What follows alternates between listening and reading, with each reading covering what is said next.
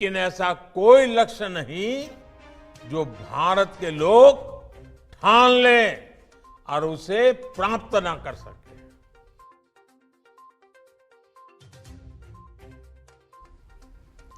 देवी और सज्जनों, आज एक बहुत ही महत्वपूर्ण और पवित्र दिवस है। देश भर में श्री कृष्ण जन्माष्टमी की धूम है। सभी देशवासियों को, दुनिया भर में फैले भगवान श्री कृष्ण के भक्तों को बहुत बहुत बधाई। जय श्री कृष्ण। आज देश के 10 करोड़ ग्रामीण परिवार पाइप से स्वच्छ पानी की सुविधा से जुड़ चुके हैं। 10 करोड़ ग्रामीण परिवार एक घर जल पहुंचाने की सरकार के अभियान की एक बहुत बड़ी सफलता है। साथियों, देश ने और विशेषकर गोवा ने आज एक उपलब्धि हासिल की है। आज गोवा देश का पहला राज्य बना है जिसे हर घर जल सर्टिफाई किया गया है। दादरा नगर हवेली एवं दीव और दमन भी हर घर जल सर्टिफाइड केंद्र शासित प्रदेश बन गए हैं। बीते कुछ वर्षों में देश के हर बड़े मिशन में गोवा अग्रणी भूमिका निभाता जा रहा है। मैं गोवा की जनता को,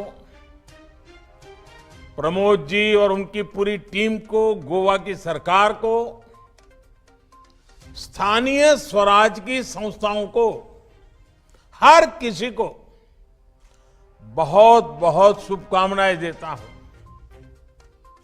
आपने जिस प्रकार हर घर जल मिशन को आगे बढ़ाया है वह पूरे देश को प्रेरित करने वाला है।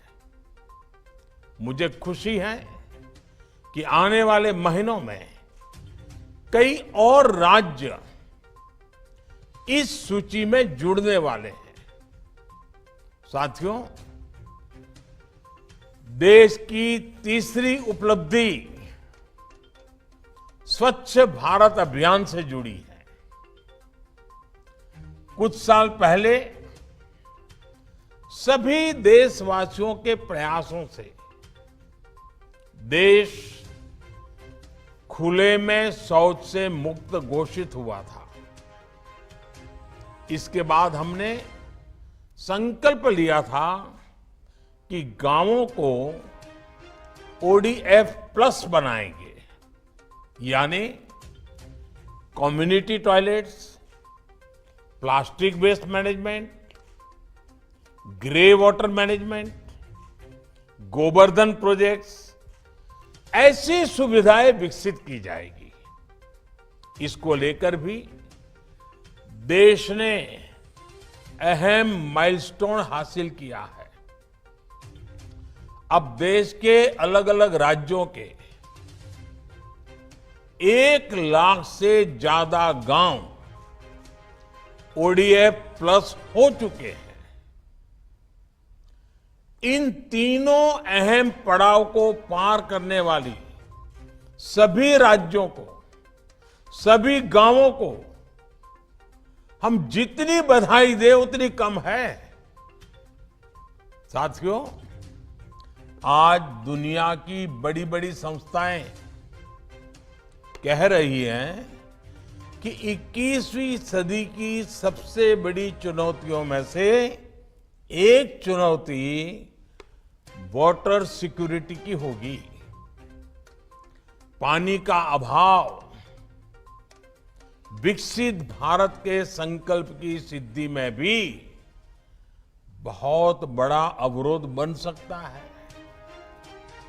बिना पानी सामान्य मानवी, गरीब, मध्यम वर्ग, किसान और उद्योग धंधों सबको नुकसान होता है। इस बड़ी चुनौती से निपटने के लिए सेवा भाव से, कर्तव्य भाव से 24 घंटे काम करने की जरूरत है। हमारी सरकार बीते 8 वर्षों से इसी भावना के साथ वाटर सिक्योरिटी, जल सुरक्षा के कार्यों को पूरा करने में जुटी है। ये सही है कि सरकार बनाने के लिए उतनी मेहनत नहीं करनी पड़ती, लेकिन देश बनाने के लिए कड़ी मेहनत करनी होती है और सबके प्रयास से होती है।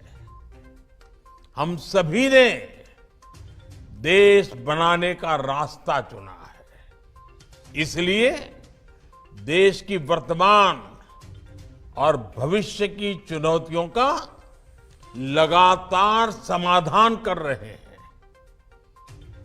जिन्हें देश की परवाह नहीं होती, उन्हें देश का वर्तमान बिगड़े या भविष्य कोई फर्क नहीं पड़ता। ऐसे लोग पानी के लिए बड़ी बड़ी बातें जरूर कर सकते हैं, लेकिन कभी पानी के लिए एक बड़े विजन के साथ काम नहीं कर सकते।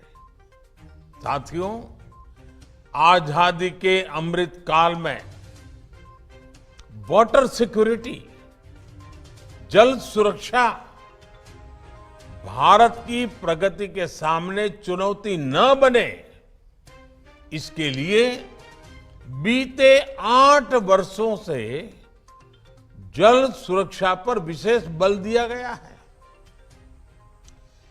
कैच द रेन हो, अटल भूजल योजना हो, देश के हर जिले में 75 अमृत सरोवरों का निर्माण हो, नदियों को जोड़ना हो, या फिर जल जीवन मिशन, इन सबका लक्ष्य है देश के जन जन को जल सुरक्षा। कुछ दिन पहले ही एक खबर आई है कि भारत में अब रामसर साइट्स यानी वेटलैंड्स की संख्या भी बढ़कर 75 हो गई है। इनमें से भी 50 साइट्स पिछले 8 वर्षों में ही जोड़ी गई है। यानी वाटर सिक्योरिटी के लिए भारत चौतरफा प्रयास कर रहा है और इसके हर दिशा में नतीजे भी मिल रहे हैं। साथियों, पानी और पर्यावरण के प्रति यही प्रतिबद्धता जल जीवन मिशन के 10 करोड़ के पड़ाव में भी झलकती है। अमृत काल की इससे बेहतर शुरुआत नहीं हो सकती है। सिर्फ 3 साल के भीतर जल जीवन मिशन के तहत 7 करोड़ ग्रामीण परिवारों को पाइप के पानी की सुविधा से जोड़ा गया है। ये कोई सामान्य उपलब्धि नहीं है। आजादी के 7 दशकों में देश के सिर्फ 3 करोड़ ग्रामीण परिवारों के पास ही पाइप से पानी की सुविधा उपलब्ध थी। देश में लगभग 16 करोड़ ग्रामीण परिवार ऐसे थे जिनको पानी के लिए बाहर के स्रोतों पर निर्भर रहना पड़ता था। गांव की इतनी बड़ी आबादी को हम इस मूल आवश्यकता के लिए संघर्ष करते नहीं छोड़ सकते थे।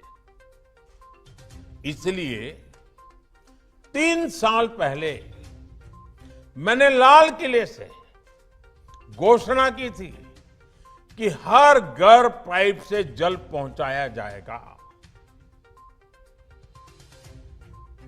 नई सरकार बनने के बाद हमने जल शक्ति अलग मंत्रालय बना दिया। इस अभियान पर 3,60,000 करोड़ रुपए खर्च किए जा रहे हैं। 3,60,000 करोड़ रुपए 100 साल की सबसे बड़ी महामारी की वजह से जो रुकावटें आई, उसके बावजूद इस अभियान की गति कम नहीं पड़ी। इसी निरंतर प्रयास का परिणाम है कि 7 दशकों में जितना काम हुआ था उससे 2 गुने से अधिक काम देश ने पिछले 3 साल में ही कर दिखाया है। ये उसी मानव केंद्रित विकास का उदाहरण है जिसकी बात मैंने इस बार लाल किले से की है। हर घर जल जब पहुंचता है तो सबसे अधिक लाभ हमारी बहनों को होता है, भावी पीढ़ी को होता है। कुपोषण के विरुद्ध हमारी लड़ाई मजबूत होती है। पानी से जुड़ी हर समस्या की सबसे अधिक भुक्तभोगी हमारी माताएं बहनें होती हैं। इसलिए इस मिशन के केंद्र में भी हमारी बहन बेटियां ही है। जिन घरों में शुद्ध पेयजल पहुंचा है वहां अब बहनों का समय बच रहा है। परिवार के बच्चों को दूषित जल की वजह से होने वाली बीमारियां भी कम हो रही है। साथियों, जल जीवन मिशन सच्चे लोकतंत्र का, पूज्य बापू ने जिस ग्राम स्वराज का सपना देखा था उसका भी उत्तम उदाहरण है। मुझे याद है जब मैं गुजरात में था तो कच्छ जिले में माताओं बहनों को पानी से जुड़े विकास कार्यों का दायित्व सौंपा गया था। यह प्रयोग इतना सफल रहा था कि इसे अंतर्राष्ट्रीय स्तर पर अवार्ड भी मिला था। आज यही प्रयोग जल जीवन मिशन की भी अहम प्रेरणा है। जल जीवन अभियान सिर्फ सरकारी स्कीम नहीं है, बल्कि समुदाय द्वारा समुदाय के लिए चलाई जा रही योजना है। साथियों, जल जीवन मिशन की सफलता की वजह उसके 4 मजबूत स्तंभ हैं। पहला, जन भागीदारी, पीपल्स पार्टिसिपेशन। दूसरा, साझेदारी, हर स्टेक होल्डर की पार्टनरशिप। तीसरा, राजनीतिक इच्छा शक्ति, पॉलिटिकल विल। और चौथा, संसाधनों का पूरा इस्तेमाल, ऑप्टिमम यूटिलाइजेशन ऑफ रिसोर्सेज। भाइयों और बहनों, जल जीवन मिशन में जिस तरह पंचायतों को, ग्राम सभाओं को, गांव के स्थानीय लोगों को शामिल किया गया है, जिस तरह उन्हें अनेक जिम्मेदारियां सौंपी गई हैं, यह अपने आप में अभूतपूर्व है। हर घर पाइप से जल पहुंचाने के लिए जो कार्य होते हैं उसमें गांव के लोगों का सहयोग लिया जाता है। गांव के लोग ही अपने गांव में जल सुरक्षा के लिए विलेज एक्शन प्लान बना रहे हैं। पानी का जो मूल्य लिया जाता है वो भी गांव के लोग ही तय कर रहे हैं। पानी की टेस्टिंग में भी गांव के लोग जुड़े हैं। 10 लाख से ज्यादा महिलाओं को इसकी ट्रेनिंग दी गई है। पानी समिति में अभी कम से कम 50% महिलाओं को जगह दी गई है। जो जनजातीय इलाके हैं वहां तेजी से काम हो, इसे प्राथमिकता दी जा रही है। जल जीवन मिशन का दूसरा स्तंभ साझेदारी है। राज्य सरकारें हो, पंचायतें हो, स्वयंसेवी संस्थाएं हो, शिक्षण संस्थाएं हो, सरकार के विभिन्न विभाग और मंत्रालय में सभी मिलकर काम कर रहे हैं। इसका जमीनी स्तर पर बहुत बड़ा फायदा मिल रहा है। साथियों, जल जीवन मिशन की सफलता का तीसरा मुख्य स्तंभ है राजनीतिक इच्छा शक्ति। जो पिछले 70 साल में हासिल किया जा सका, उसमें कई गुना ज्यादा काम 7 साल से भी कम समय में किया जा रहा है। कठिन लक्ष्य है, लेकिन ऐसा कोई लक्ष्य नहीं जो भारत के लोग ठान लें और उसे प्राप्त ना कर सके। केंद्र सरकार, राज्य सरकारें, पंचायतें सभी इस अभियान को तेजी से पूरा करने में जुटी है। जल जीवन मिशन संसाधनों के सही इस्तेमाल पर, ऑप्टिमम यूटिलाइजेशन ऑफ रिसोर्सेज पर भी उतना ही बल दे रहा है। मनरेगा जैसी योजनाओं के वो कार्य जो जल जीवन मिशन को गति देते हैं, उनसे भी मदद ली जा रही है। इस मिशन के तहत जो कार्य हो रहा है, उससे गांवों में बड़े पैमाने पर रोजगार के नए अवसर भी बन रहे हैं। इस मिशन का एक लाभ ये भी होगा कि जब हर घर में पाइप से जल पहुंचने लगेगा, सैचुरेशन की स्थिति आ जाएगी, तो पक्षपात और भेदभाव की गुंजाइश भी उतनी ही समाप्त हो जाएगी। साथियों, इस अभियान के दौरान जो पानी के नए स्रोत बन रहे हैं, टैंक बन रहे हैं, वाटर ट्रीटमेंट प्लांट बन रहे हैं, पंप हाउस बन रहे हैं, सभी की जियो टैगिंग भी हो रही है। पानी की आपूर्ति और गुणवत्ता का उसकी मॉनिटरिंग के लिए आधुनिक टेक्नोलॉजी यानी इंटरनेट ऑफ थिंग्स सॉल्यूशन का उपयोग करने की भी शुरुआत हुई है। यानी जनशक्ति, नारी शक्ति और टेक्नोलॉजी की शक्ति मिलकर जल जीवन मिशन की शक्ति बढ़ा रहे हैं।